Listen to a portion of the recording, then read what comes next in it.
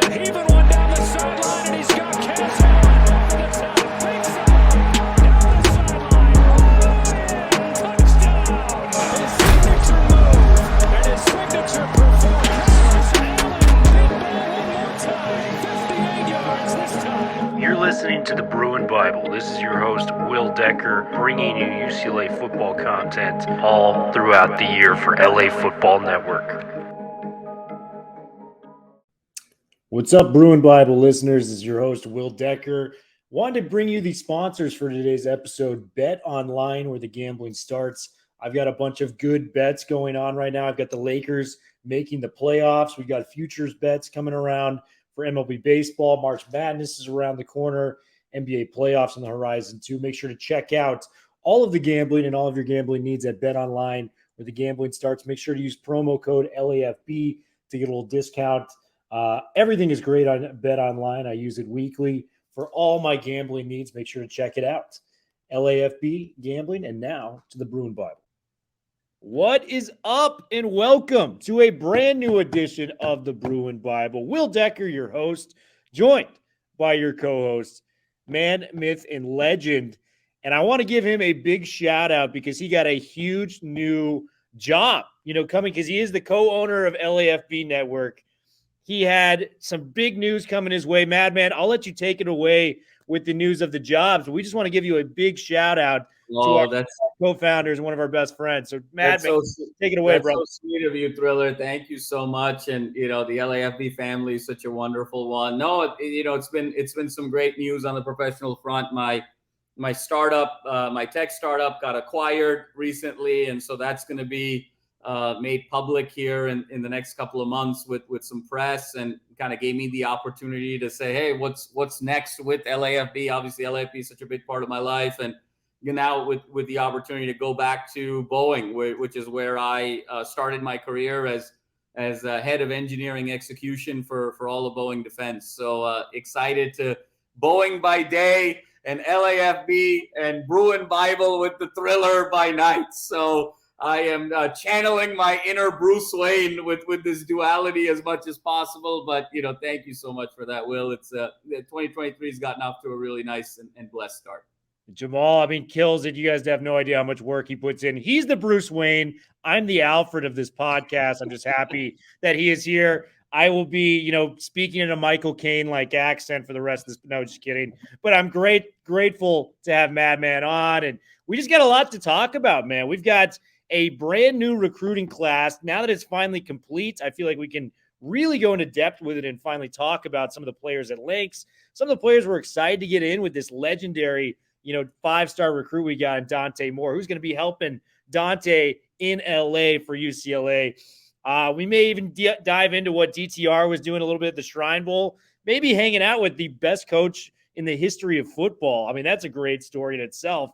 But Madman, we've got to start with Keanu Williams coming to UCLA. I think one of the position groups that UCLA on Twitter, in chat forums, we're pining for was, yes, we addressed a lot of the areas on the offense this offseason. We've gotten wide receivers, tight ends, running backs in bulk. We even got a left tackle last week that was very good.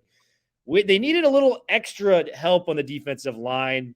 And to get a guy of the caliber of Keanu Williams, this is a former 4-star player with a lot of eligibility left. Went to Oregon, played sparingly up there, but it has the upside of a starter in the Pac-12 for the next few years. Give me your thoughts on Keanu Williams coming to UCLA, because before this, Madman, we were very excited about the depth and talent of this defensive line. You add a guy like Keanu Williams, the sky's the limit for this defensive line. I'm really, really excited. So give me your take on what Keanu brings to the Bruins. No, for sure, Will. And, it's a 4-star recruit out of Oregon.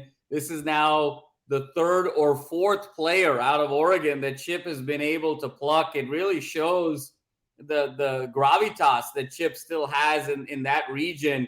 And I think Keanu Williams comes in and really slides in beautifully into that D-tackle role. And you mentioned it best, Will. 3 years of eligibility left. We could have a really long run here with the likes of Keanu Williams, and you love, obviously our main man, Toya, on the other side there and really bringing that beef together. And now you stack it up with the Murphy twins and Latu's coming back. I think now you're starting to get depth of versatility in that front seven, and particularly on that defensive line, where if you have to go up against the likes of the Utahs or more of the power running teams, now you have enough horses to be able to match up there, as well as with those high-octane passing attacks of the Washingtons and the USCs. And now you have enough bodies to be able to interchange over the course of a game against the likes of, say, an Oregon that likes to run and throw, the likes of an Oregon State a little bit. So this is huge in terms of being able to match up defensively. And yet again, Chip strikes again. We're now at 24th overall in terms of recruiting when you talk about out of high school. And then some outlets will have the transfer portal at 8. Others have it at 3. Others have it at 2. But the bottom line is this has been a pretty extensive haul for Chip Kelly and company, both traditionally from high school as well as from the transfer portal. So this is a huge get with Keanu, and I'm very, very excited. Yeah, man. And you brought up an interesting point. He has a knack for getting former Ducks, the school that we know Chip Kelly to be great at. Jalen Davies, we had our top 10 breakout players in spring. We did an episode last week. This guy, for me, I think is going to be the leader of the secondary last year, given what we saw in his first full year of starting. Former Duck. You've got Jalen Jeffers, who's going to be, one of the top candidates to take one of the tackle spots. Yes. Former Oregon guy from Saguaro. And then don't even get me started on Moliki Matavao, like the tight end we got from Oregon. This guy is a special talent. He might, overtake the guys like Hudson Habermill and Carson Ryan for the starting spot. So what he's been able to do with not only just Oregon, but teams he's playing, I want to shout out and credit Zach Anderson-Yoxheimer, who came on. He was the locked-on UCLA guy. We got a safety from Bowling Green, played them last year. We got all these Oregon guys. We got Jake Michael Sturdivant coming here from Cal. We got Kyle Ford coming from USC.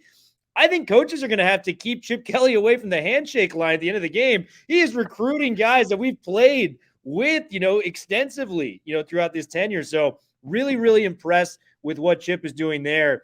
And Madman, are you ready to say it? Because I've said this before. I think this is the most talented D-line we've had with Chip Kelly there. And you add a Keanu Williams, to this group, it's just outstanding. And what I would say to that is we don't even have a coach yet for the D-line because Chad Kauhaha left. But in my opinion, this defensive line is outstanding and has a chance to be one of the tops in the Pac-12 next year. Do you agree with that sentiment? Oh, absolutely, Will. I completely agree. I think you're spot on. This is the most talented defensive line since the Chip Kelly era. This is going to be our new T-shirt that I'm going to make for you for the D-line, in addition to #secondary to none. But this one, I think, Will, is absolutely spot on. When you look at the depth of talent here, they're now starting to rival that 06 team when they had Brigham Harwell, they had Brian Price, they had, Keys. They had some really interesting guys back in 06 in that upset of USC. This is starting to rival that in a significant way.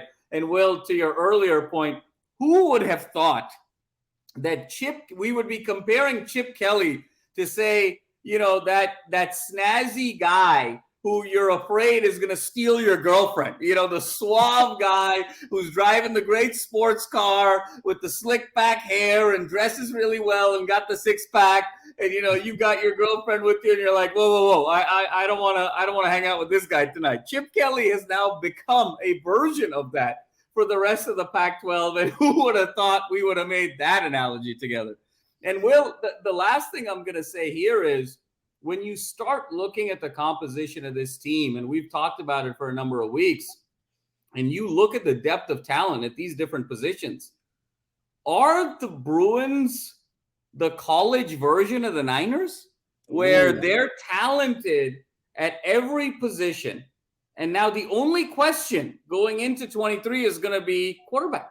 Is Dante more ready to take the reins?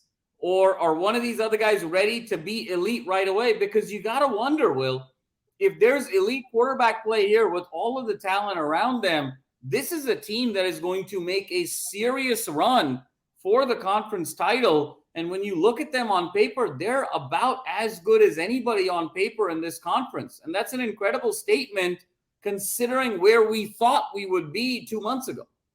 It's unbelievable. And you mentioned we just need solid quarterback play.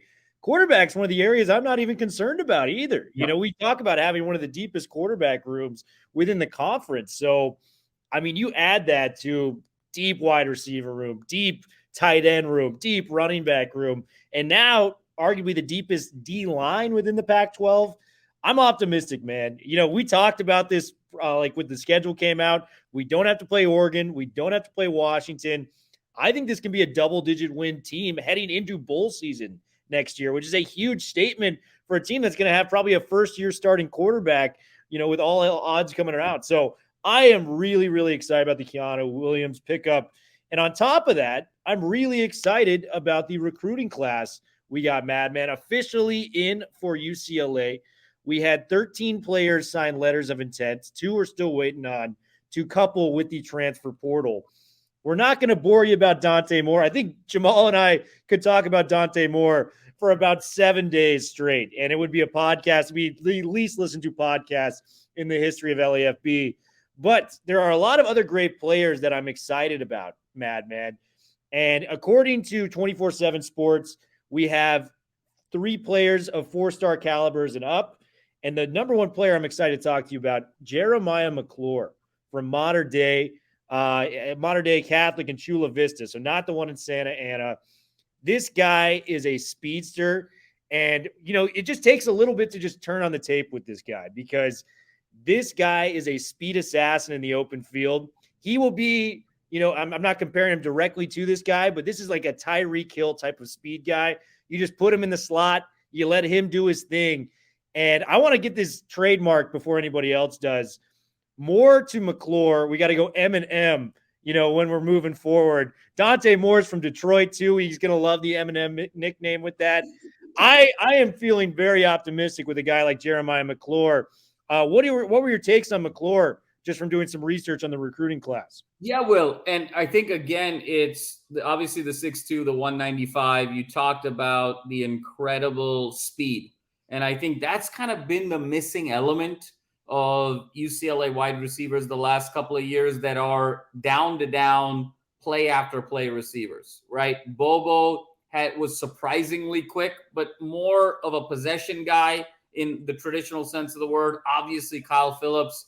If you went to God and said, God, build me the perfect slot receiver, you know, I think Kyle Phillips would come out, you know? And so, you know, in that regard, Kaz Allen, of course, was never a pure wide receiver, right? We always saw him in that Percy Harvin, DeAnthony Thomas type of Swiss Army knife role. So having McClure now in this pipeline to grow with Dante Moore and be able to stretch that field vertically, I think is going to be key. Because when we have watched McClure on tape, he's just, the acceleration, Will, is off the charts there. And so once he gets to that 15-yard mark and beyond, that's where that separation really exists. And then when you sort of overlay that with where Dante Moore's skill set lies so far in his career, those deep inside slants, the sort of the deep post routes, the back shoulder throws. So McClure is a perfect complement in terms of the things that he's very good at. And when he gets the separation,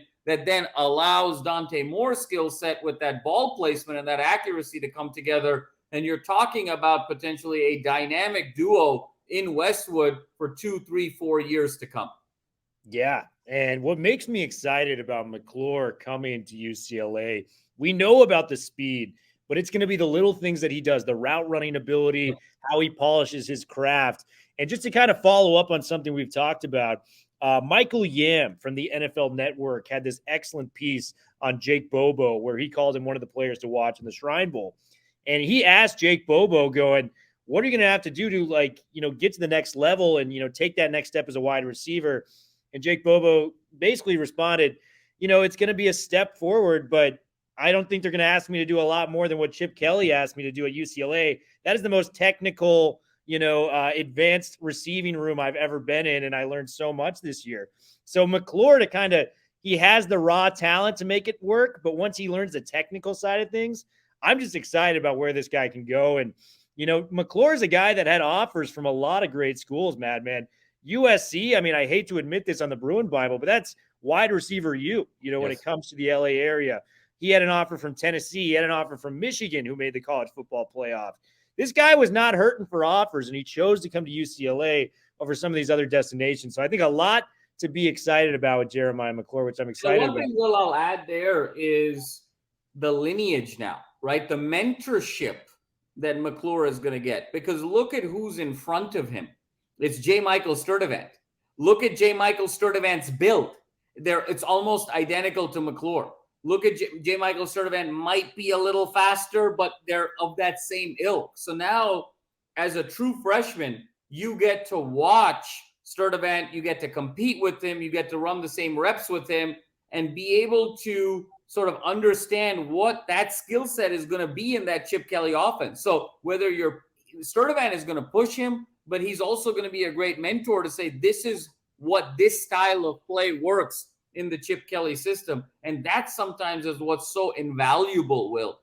This is almost the equivalent of, hey, I get to hold the clipboard for a year while watching a great quarterback and learning from him in the reps. I see this Sturdivant to McClure bridge having some similar elements there. Yeah, and if I'm Jerry Neuheisel, the wide receiver coach for UCLA, I'm going, watch this guy, follow this guy everywhere he goes. Watch him when he's running his pregame routes. Do whatever this guy does, because if you follow him, that's a path to success. J. Michael Sturdivant, Jeremiah McClure. Hopefully there's a bridge to both those guys being the best receivers for UCLA for years to come. Next guy, it's another wide receiver and a guy that UCLA fans can be excited about in two different sports. Grant Gray. This guy was a 4-star receiver and 4-star outfielder, prospect coming to UCLA to play both. He's going to be with John Vaughns on the baseball diamond. So a lot to look forward to with Grant Gray. 6'3", 180-pound build. Watching his tape, he doesn't have the breakaway speed that a McClure has. But what he does have is he is that fast twitch wide receiver that, can make defenders miss in the open field. I think he's going to be a contributor in a way that I don't think Logan Loya, has, like, at least earlier than Logan Loya can provide. So a guy like Grant Gray, I'm really excited about. I think a lot of football programs were scared to offer him due to his baseball background and maybe him declaring for the draft. He only had, 4 or 5 offers, but I know USC was interested. I know Washington was interested. Oregon, they all were looking at this guy, but they're like, do you love football? Whereas Chip is like, hey, if you're willing to put in the time and effort, we can find a spot for you. So Grant Gray is the other 4-star coming in here. Madman, give me your take on the dual sport athlete. Gray is such an interesting prospect, Will, because to be 4-star as a prospect in what you may argue is not even your primary sport just speaks to just the incredible athleticism that you have. Because if you look at his measurables, Will, and you see it on tape, you alluded to that, the great feet and the quick twitch. And so he's great with the ball. He's got great instincts. That natural athlete comes out. But 180 in terms of weight is a very rare weight for someone who's 6'3". That size and weight combination is rare. He looks much more, he's built much more like a center fielder than he is a wide receiver. And so I think in a lot of ways that's going to be to his advantage, because I think that especially in some of the stack and the bunch formations that Chip likes to run, I can see Gray really kind of be that third receiver or fourth receiver in the stack and really use that twitch to be able to sort of screen guys away, create separation, and really find slots on the field to be able to move the chain. So when you complement a McClure with a Gray, I think there's some tremendous value that you get with the two together. And so I'm excited to see where his career takes him. And I think the question is also going to be, do you get him in the weight room and do you have him put on some weight? But is that going to take away from his ability to be quick and twitchy? But then you got to kind of factor in the durability. So I'm really excited about Gray, not just the Gray of 2023, but what is the Gray of 25 and 26 going to look like as well after he's gone into the Chip Kelly Academy and gone into the lab and seen what happens to his body moving forward. And I mean, this is a direct comparison, I feel like, from watching the film. he looks like a faster twitch Jake Bobo out there. Very precise with his routes, very technically savvy. And you just incorporate that into a Chip Kelly system. He already has kind of what I was looking for, on the opposite side of McClure, where I feel McClure is more of an athlete. Grant Gray more is, the polished, refined route runner. So you combine both these guys and they can learn from one another.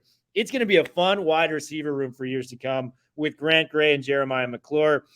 The third guy that I'm going to bring up here, and I'm really excited for two reasons, Madman.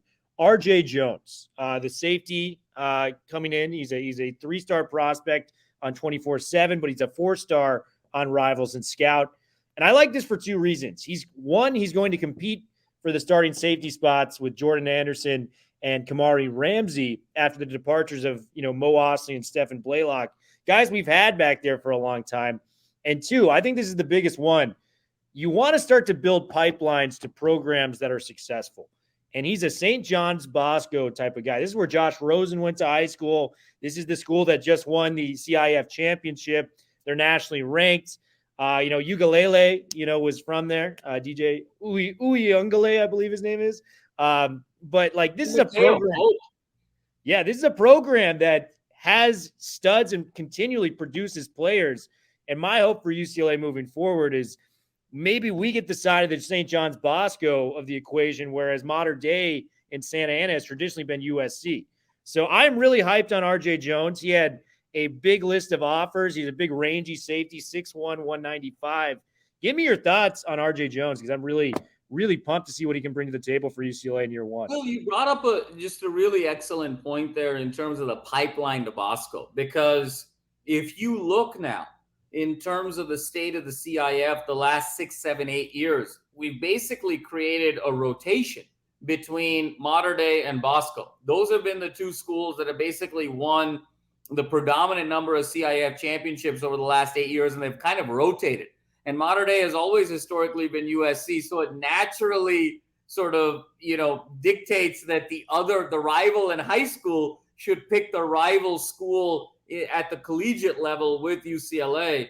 And what I love about RJ Jones, Will, you talked about the measurables, you talked about the range. He's a winner. I mean, St. John's Bosco was a national champion in high school this year. He played with the likes of Mateo Uliungalele, who ended up going to Oregon, who was one of the most decorated high school players this season. And so when you combine his winning instincts coming from a winning program, he's got the right measurables, he's got the right habits, he's got the right discipline, he's got the right behavior to come in and compete right away for that starting spot as a true freshman and go in there with the likes of Ramsey and others because of that void that has now been felt with the departures in the secondary. So I really like, of the three names we have talked about so far, Will, RJ Jones to me has the highest probability of making a big impact right away on the field in 2023, not just because of the measurables, not just because of the range, but also because of where he's coming from. So I'm very excited about this. And again, the fact that UCLA can get someone from Bosco and creating that pipeline, to your point, is really huge moving forward. And again, it sheds this notion